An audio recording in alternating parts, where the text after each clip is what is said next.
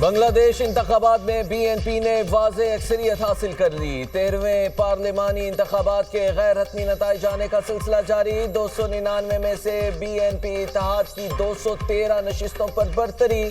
جماعت اسلامی کی 68 نشستیں، N C پی کی 6 سیٹیں۔ 8 آزاد امیدواروں نے بھی میدان مار دیا۔ 4 مختلف سیاسی جماعتوں کے امیدوار بھی کامیاب۔ بنگلہ دیشی میڈیا کے مطابق chairman B N P Tariq Rahman دونوں نشستوں پر کامیاب۔ امیر جماعت اسلامی شفیق الرحمان بھی اپنی نشست جیت گئے۔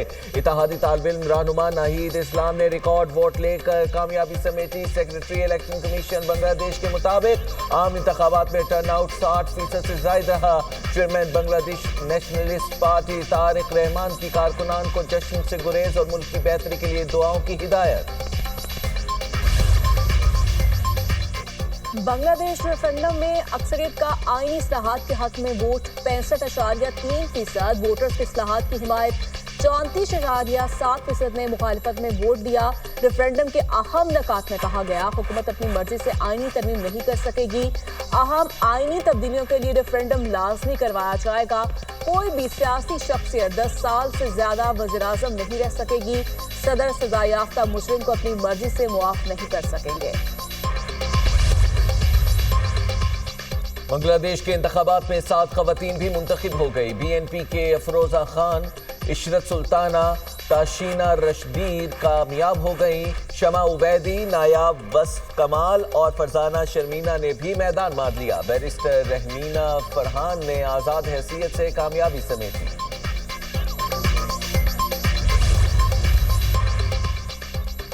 جماعت اسلامی کا بنگلہ دیشی الیکشن کمیشن پر چند حلقوں میں تاخیر کا الزام۔ جماعت اسلامی کے سربراہ شفیق الرحمان کی میڈیا سے گفتگو کہا مخالفت برائے مخالفت کی سیاست نہیں کریں گے، تعمیری اور عوام کے مفاد میں سیاست کریں گے۔ جماعت اسلامی نتائج ہر صورت قبول کرے گی۔ اقتدار ملا تو تمام جماعتوں سے تعاون چاہیں گے۔ حریف بھی ساتھی اور ہم سفر ہیں، ہم مثبت سیاست کریں گے۔ نیا بنگلہ دیش وجود میں آ گیا۔ چیف ایڈوائزر محمد یونس کا کہنا ہے قوم نے ووٹ دے کر ماضی کے بھیانک دور کو مکمل طور پر مسترد کر دیا۔ الیکشن میں ووٹرز کی طویل قطاریں دیکھنے میں آئیں۔ چیئرمین بنگلہ دیش نیشنلسٹ پارٹی طارق رحمان نے کہا دیگر جماعتوں کے ساتھ مل کر ملک کو بہتر طریقے سے چلائیں گے۔ صدر مملکت آصف علی زرداری اور وزیراعظم شہباز شریف کا بی این پی کو بھاری اکثریت پر نیک خواہشات کا اظہار۔ بنگلہ دیش میں پرامن اور کامیاب انتخابات کے انعقاد پر عوام کو بھی مبارکباد۔ آصف زرداری کا مضبوط جمہوری شراکت داری کے عزم کا اعادہ۔ صدر مملکت کا بنگلہ دیش کے ساتھ تعلقات مزید مستحکم بنانے کا پیغام۔ وزیراعظم کی طارق رحمان کو شاندار کامیابی پر مبارکباد۔ شہباز شریف نے کہا کہ بنگلہ دیش کی نئی قیادت کے ساتھ برادرانہ تعلقات کے خواہش مند ہیں۔ دونوں ممالک جنوبی ایشیا میں امن، استحکام اور ترقی کے اہداف پر کام کریں گے۔ ایران کو امریکہ سے ڈیل کرنا ہوگی، معاہدہ نہ ہوا تو صورتحال بہت تکلیف دہ ہو سکتی ہے۔ امریکی صدر ڈونلڈ ٹرمپ کی وائٹ ہاؤس میں میڈیا ٹاک، کہا ایران سے 1 ماہ میں معاہدہ ممکن ہے، ایران کو بہت پہلے ہی معاہدہ کر لینا چاہیے تھا۔ امریکی صدر کی اسرائیلی صدر پر کڑی تنقید، بولے اسرائیلی عوام کو اپنے صدر کے خلاف آواز اٹھانی چاہیے، اسرائیلی وزیر اعظم کو کرپشن کیس میں معافی ملنی چاہیے، نیتن یاہو کو معافی نہ دینا شرمناک ہے۔ امریکی صدر ڈونلڈ ٹرمپ کے بیان پر اسرائیلی صدر کا رد عمل، کہا نیتن یاہو کی معافی کی درخواست زیر غور ہے، فیصلہ بیرونی یا اندرونی دباؤ کے بغیر کیا جائے گا۔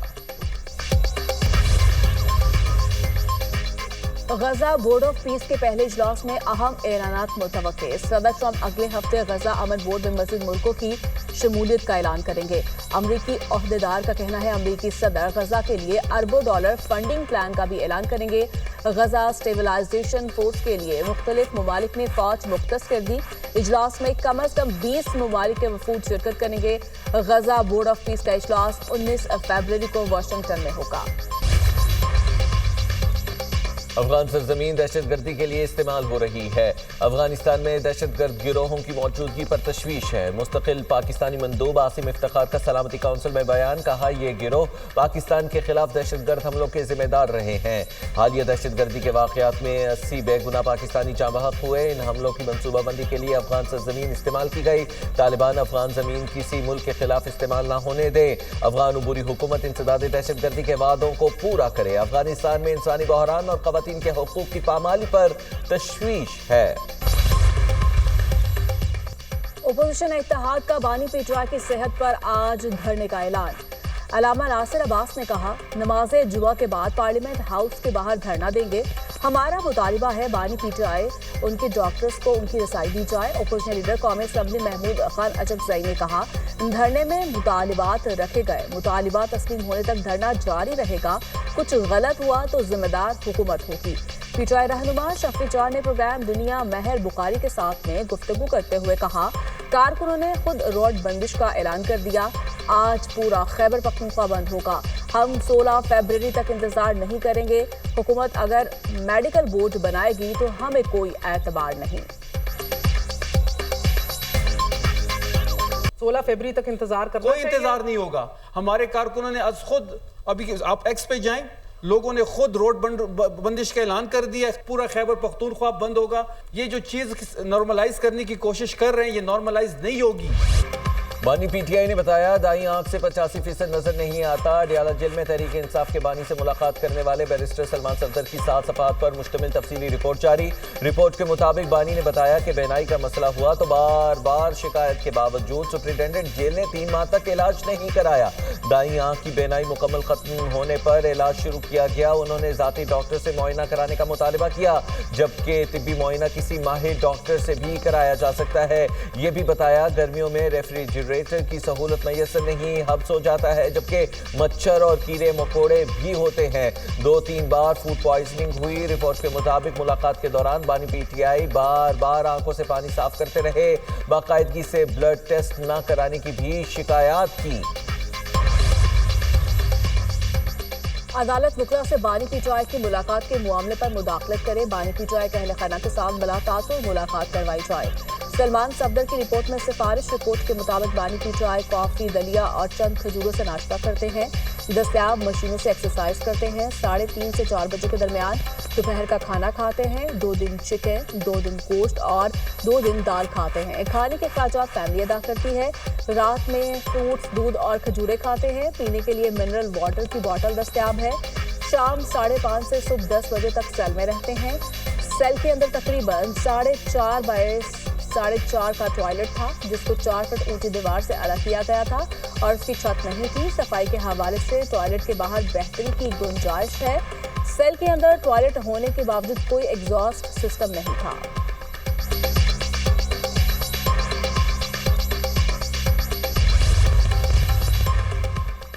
سپریم کورٹ کا بانی پی ٹی آئی کی آنکھ کا چیک اپ 16 فروری سے پہلے کرانے کا حکم۔ ریمارکس دیے، ماہر امراض چشم آنکھ کا معائنہ کرے گا اور طبی معائنے کے لیے ٹیم حکومت کی جانب سے تشکیل دی جائے گی۔ سپریم کورٹ نے فیملی ممبر کی موجودگی میں میڈیکل کرانے کی استدعا مسترد کر دی۔ بانی پی ٹی آئی کی جیل میں حالت اور فراہم کردہ سہولیات سے متعلق کیس کی سماعت۔ سپریم کورٹ کی بانی پی ٹی آئی کے بچوں سے فون پر بات کرانے کی بھی ہدایات۔ چیف جسٹس آف پاکستان نے ریمارکس دیے، بانی پی ٹی آئی کے بچوں سے بات بھی 16 فروری سے پہلے کرائی جائے۔ اٹارنی جنرل نے عدالتی ہدایات پر عمل درآمد کی یقین دہانی بھی کرا دی۔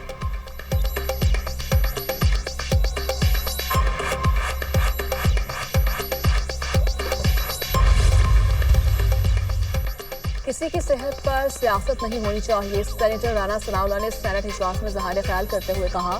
سلمان صفدر نے رپورٹ سپریم کورٹ میں پیش کی۔ رپورٹ میں ناشتے، لنچ، میڈیکل سمیت تمام سہولتوں کا ذکر موجود ہے۔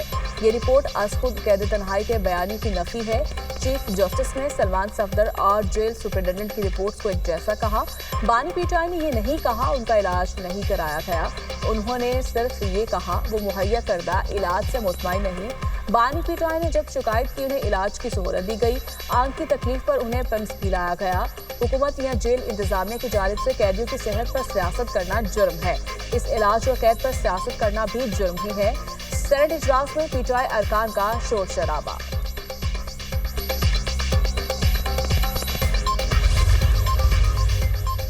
سلمان صفدر کی رپورٹ نے تمام ابہام دور کر دیے۔ وفاقی وزیر اطلاعات عطا اللہ تارڑ کا ایکس پر بیان، کہا رپورٹ کے مطابق بانی پی ٹی آئی کو تمام ضروری سہولیات فراہم کی جا رہی ہیں۔ بانی پی ٹی آئی دیگر قیدیوں کی نسبت زیادہ امراض سے بھی مستفید ہو رہے ہیں۔ رپورٹ میں ان کے روزمرہ معاملات اور خوراک کے منصوبے کی تفصیلات شامل ہیں۔ عالمی میڈیا میں علیمہ خان اور بانی پی ٹی آئی کے خاندان کے دیگر افراد کی جانب سے جیل میں مبینہ بدسلوکی اور ناقص حالات کے حوالے سے جو بیانیہ پیش کیا جا رہا تھا وہ بے بنیاد ثابت ہوا۔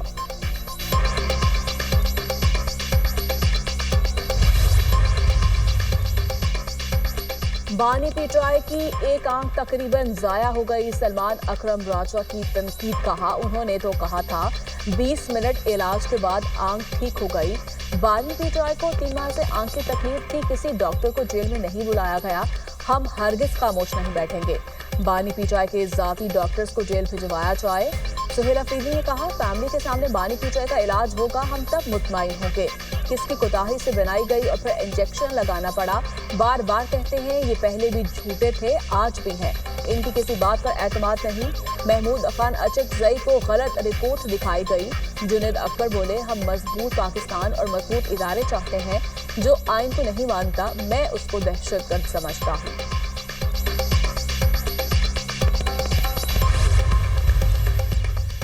صدر مملکت آصف علی زرداری سے وزیر اعظم شہباز شریف کی ملاقات، آزاد کشمیر کے نئے صدر کے انتخاب پر مشاورت، ملکی مجموعی سیاسی معاشی اور سلامتی کی صورتحال پر بھی تبادلہ خیال، اہم قومی اور داخلی سلامتی کے امور پر بھی بات چیت، غزہ امن بورڈ اور پاکستان کے نقطۂ نظر پر تبادلہ خیال کیا گیا۔ پیپلز پارٹی اور مسلم لیگ نون کے درمیان ورکنگ ریلیشن شپ کو بہتر بنانے اور مشاورتی عمل جاری رکھنے پر اتفاق۔ ملاقات میں نائب وزیر اعظم اسحاق ڈار، وزیر داخلہ محسن نقوی کی بھی شرکت، دونوں جماعتوں کے مرکزی رہنما بھی موجود تھے۔ وزیر اعلیٰ پنجاب مریم نواز کے نام لیے بغیر بانی پی ٹی آئی پر تنقید، کہا 4 سال حکومت کے باوجود میاں والی ترقی نہ کر سکا، اس بار کسی فراڈ کو ووٹ مت دینا، لوگ میاں والی سے ووٹ لے کر چلے جاتے تھے، کہتے تھے لیگی دور میں صرف لاہور میں ترقی ہوئی، وہ لوگ میاں والی آ کر دیکھ لیں، جو سہولیات لاہور میں ہیں وہی میاں والی کو دی۔ مریم نواز کا میاں والی میں لا میڈیکل اور زرعی کالج بنانے کا اعلان۔ جلسے سے خطاب میں کہا دعووں نہیں عملی اقدامات پر یقین رکھتی ہوں، کسی کو عوام کی عزت کے ساتھ کھیلنے کی اجازت نہیں دوں گی، آپ کو اپنا حق لینے کے لیے کسی کے پاس جانا نہیں پڑے گا۔ پنجاب میں 20 سال میں اتنا کام نہیں ہوا جتنا 2 سال میں ہوا، کسانوں میں 5-5 ایکڑ زمین تقسیم کریں گے، زرعی زمین کو 25 سال کی لیز پر دیں گے، رمضان میں 40 لاکھ مستحق لوگوں کے لیے گھر کی دہلیز پر 10-10 ہزار روپے پہنچیں گے۔